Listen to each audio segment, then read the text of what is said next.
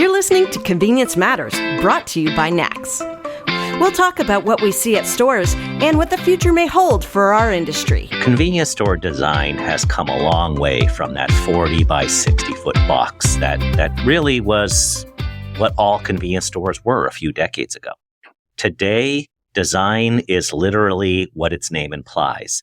There is a design, there is an intent, and the idea is, how do you guide somebody through that customer journey? Today, we're talking about design and intentional design, and joining us is Amanda Baltazar. She is a retail and hospitality journalist, and she wrote a story in the August issue of Nax magazine that really lays out what is good design in our industry, and we'll talk about that. We'll talk about good design overall and what she's seen in covering the industry for a few decades now. So thanks for joining us today, Amanda. Thanks for having me, Jed. So when I started talking about this, I talked about the original design was there was no design. You had a box, and that's really changed. And when reading your article in the Nax magazine, the first thing is you're talking to designers, and they're basically saying, what are you trying to do? And then that really feeds into how do you define what the design does? That's really how things operate now. Is it that simple, or is it more complicated than that? It's that simple. I mean, just the fact that there is a designer. There wasn't a designer 20 years ago working on a convenience store. It was the box that you said. Mm-hmm. But it seems that C-stores are upping the game in every area. And now you need a designer to brand yourself, to tell your story, to draw attention to what you want to show off. And I imagine over the years when you talk to people who are designers, they don't say, what do you want the store to look like? They first start with, what do you want your brand to be? And that doesn't mean logo, but it means one of the words that we're really focusing on in the Nax show this year is customer experience. And what is the customer experience? What is the journey? And that's really, I think at its heart, what you do with design, except you plan that out years before you even open that store.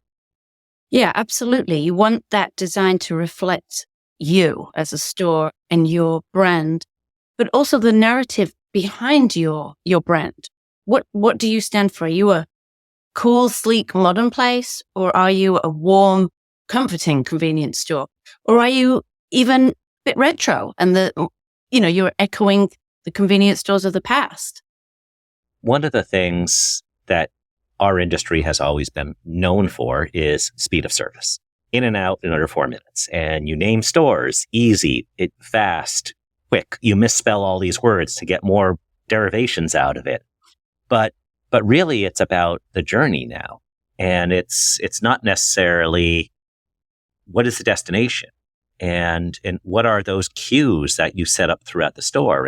And you mentioned a whole bunch of them in the article. We can dive into some of them individually. But when you, as a person that has written about design for a while now, when you walk into a store or a restaurant or some sort of hospitality environment, how do you look at the store? And then how might you set up what you think that journey ought to be in your mind and say, I got it. They're doing something right here. They could do this better. With the convenience stores, especially, Jeff, you walk in and so many of them, there is no story. It's the old box. There's no color reflecting the brand. There's no style in the fonts they're using. It's just the old box.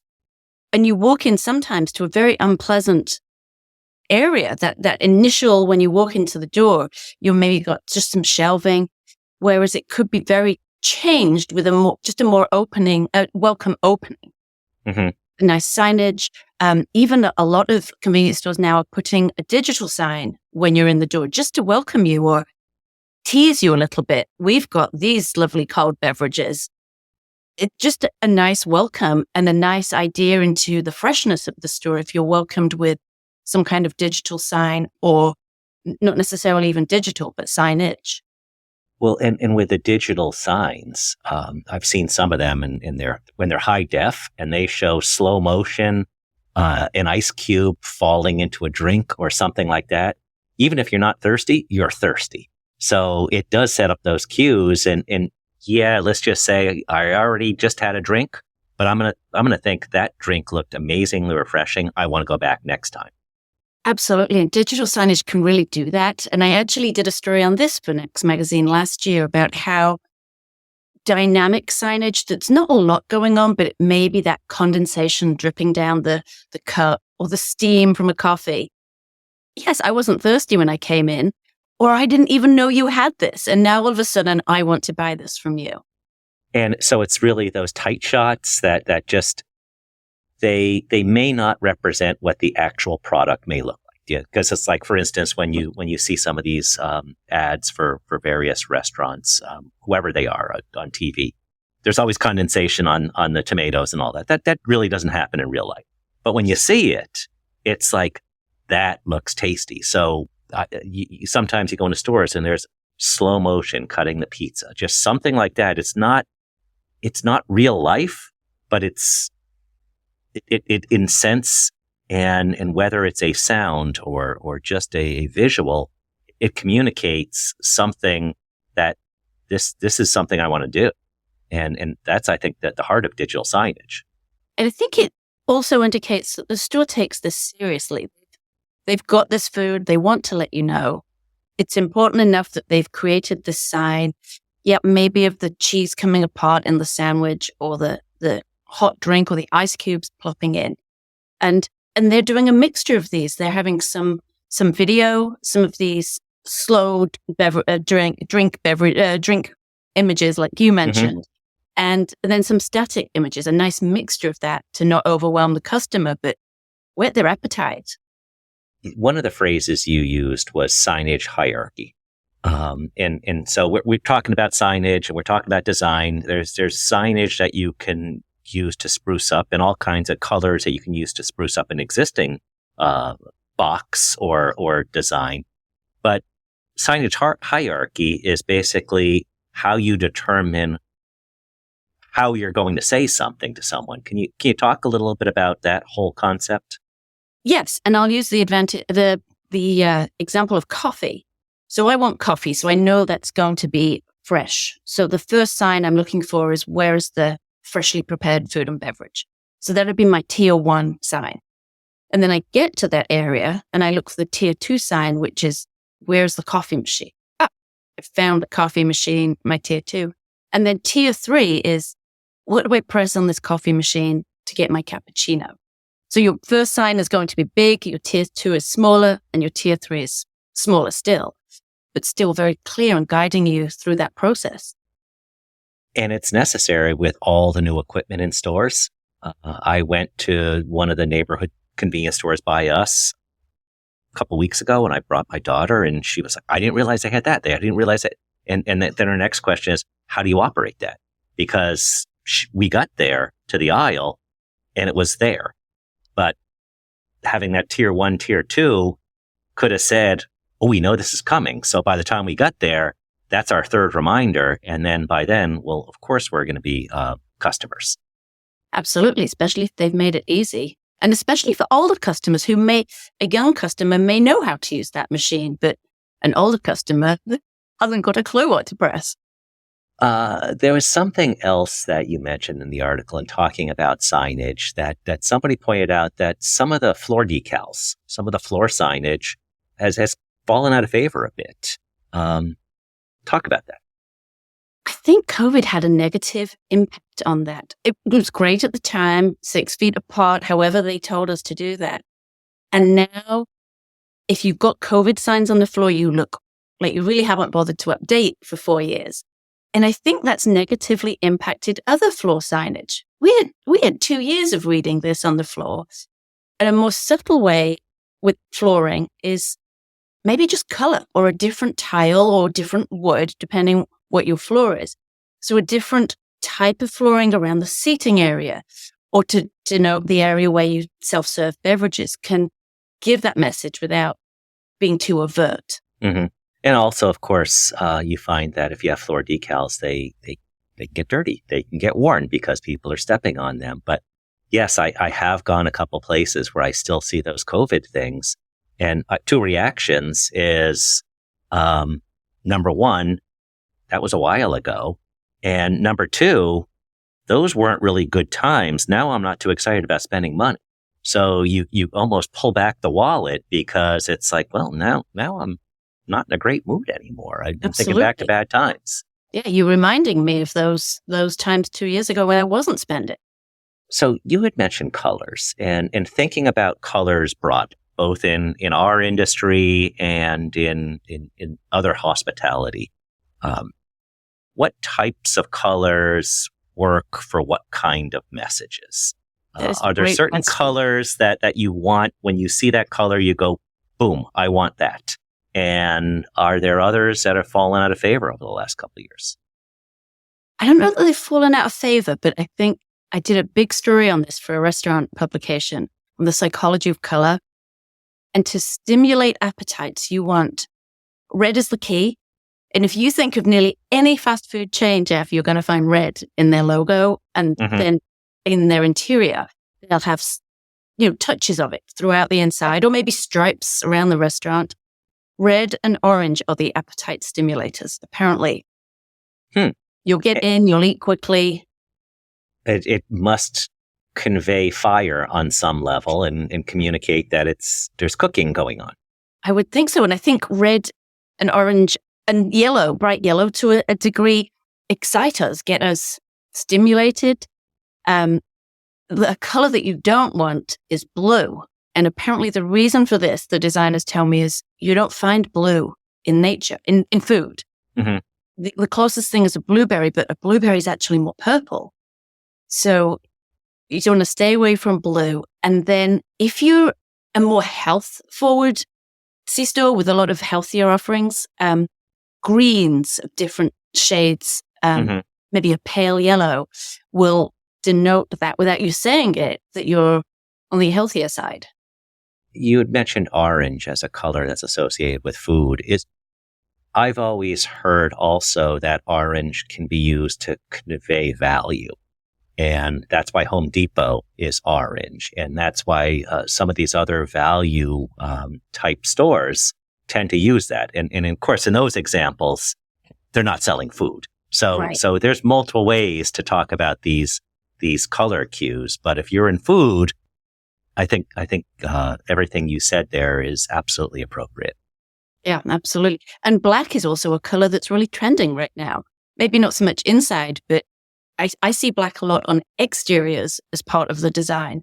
It's a very modern color. So if you want to upgrade the perceptions of your store from the outside, maybe think black. So you mentioned outside and you hit upon something else. You wrote an article for Nax magazine last year talking about murals. And murals are not necessarily about the brand, but they're about the community. And talk about what you learned in composing that article in how murals are good for business. Absolutely. First thing is that murals draw the eye. So if you're driving past, or walking, you're going past, it's going to catch your eye, or maybe your passengers or your kids in the back. Hey, look, that's fun, Dad. Let's stop here. But I found with that article I did that the brands weren't necessarily putting their name in. It probably was somewhere in there, but it was local landmarks, or maybe there was this famous cyclist from this town put in the mountain that you can always see. They were really embracing community, but on top of that, they were using local artists to do it. So it can really be a marketing tool, but a very subtle marketing tool. Because that local artist has followers, could be an influencer, could be, hey, I did that mural. They're pretty good folks. You might want to check that place out. So that subtle word of mouth, I think, also can play a role. Absolutely. And you can also use murals inside. And I'm sure you know of Fatimart in Los Angeles, but they have murals inside just to bring color and excitement and freshness to the store. So you mentioned Fatty Mart in LA, and we were in LA last year. We were driving with our chairman, Don Rhodes, and we drove from Sacramento to from San Diego, just north of Sacramento. And we were really excited about visiting Fatty Mart. We got there and it turned out it was on a Monday, and that's the day they're closed. So we saw the store via some grates, and it wasn't a great view. Well, it was technically a great view, but what we saw in Knacks Magazine, in your article, you covered them a little. So there's a couple good pictures in there. So when you're looking at the August issue of Knacks Magazine, whether it's online or in print, check out the pictures of Fatty Mart. It is a cool place to visit. It's right in downtown area of LA. Just don't go on a Monday. That was our mistake. The other thing about murals, if they're outside, and a lot of convenience stores are in convenient locations. They tend to be in areas where people congregate, and they also can be in places where people may decide to leave their mark, if you will, to mess up an area with a tag or something like that. But I would also imagine that if you have a mural and it's of a local artist and it's of local note, that somebody's really not going to mess with that, because then you're messing with a community. And so murals might also be a way to do everything positive in design, and also be a little bit defensive, if that's the right word, and kind of setting up that, hey, this is going to be art, and it's not going to become something else. Absolutely. And this is your store, whoever you are. And these murals, Jeff, now are yes, some are spray painted on. I actually saw someone painting one on a wall the other day, but they can even be printed. I know it's not necessarily a mural, but an artist draws it, blows it up, print it. So should some character come along and deface it, it can be wiped off. I saw that the other day where we live. I saw a mural going up, and they were putting it up like a billboard, and it was in pieces. And boy, it's a whole lot easier to do that in the studio and then put it up as pieces. And also, if you need to redo it, it's a little easier to redo it because you have the original artwork. So right, or you maybe just sense. Replace one certain area because someone wrote on that area if you need to replace. Mm-hmm. And these murals even go into the divots in walls, so they look like they've been painted on. So one other thing I want to, since we were talking about local, you also talked in the most recent article about how to use local design within the store too. There was murals, and then there's things you had mentioned, things like and other things that say, this is a store. It might even be part of a chain, but this is the neighborhood store because there's local art and there's a local feel to it. Absolutely. And murals, again, work great there. But just something as simple as a map of downtown, or maybe there's a beloved forest just outside town where people go for hiking. This can all just say local. And again, if it's done by a local artist, it makes the store more dear to the local residents. We've seen this in play a couple times inside the store. There was a convenience store in, I believe it was Judah, Illinois, and very, very small town, like very small town. And what they did was when they opened their store, they told local people in the town, they say, send in some pictures of your relatives. We want to bake them into the wallpaper that we're developing and we're putting on the wall. And so we were at the store, we're talking to the store manager, and just over by the cooler, and this one guy randomly just comes up to us, doesn't really know us or why we're there or anything, and just says, hey, that's my grandfather. And just was pointing at a picture on the wall that was, like I said, baked into the wallpaper. Now, do you think that guy is going to cheat on that store and go somewhere else to save 5 cents a gallon, or cheat on that store and get a sandwich somewhere else? So there's all kinds of opportunities to do that with design. I've seen it that way. I've seen it other ways where people just, this is design, but I guess it's ancillary to design. Putting baby pictures on a refrigerator or some cork board, dog pictures, cat pictures. Dog pictures tend to do better with people, but whatever you can do to do that local connection. And I think that's a really important way to say, we care about the community, and here's a manifestation of that. I think it does one other thing as well, Jeff, is it makes it more interesting for the tourists coming through. So you go through and you find this lovely local store with a picture of Joe's grandfather and the local forest on the wall. And so you go through it, and then next year you say, oh, remember that great store? Let's go back there because that had a really great feel. So you're also appealing to the tourists or the passing by trade. So we could probably do a 10-part series on design. We won't, but maybe instead we'll just have you back and talk about other elements. But I do want to conclude by looking at one more element of design, and that's what should you hide? And what are areas that either technology or best design practices that you really don't want people to see? Are there a couple things that you've seen that others do really well in making the things that you don't want to see not visible? I think these days most things are visible, but you always need a back of house for your kitchen. No matter how much you're bringing up front, there are things that are done in the back of house, like washing the lettuce if it doesn't come in ready washed. But most of them are very transparent and are minimizing that back of house. So one of the designers I spoke to said, for example, you may bring in your deli meat ready sliced. So no one sees it being sliced. There's no back of house for that, but they can see you preparing the sandwich.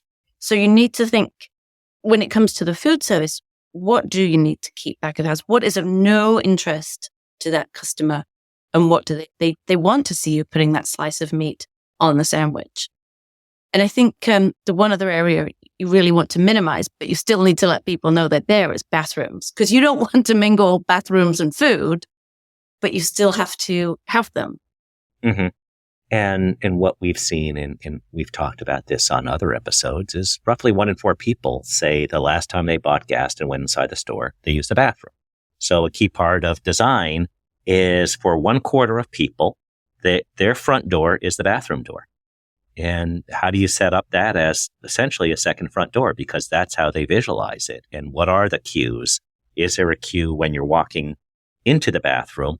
Is there a sign around food? Is there a sign around something else? And that's also, I think, one final way to get that design cue out there.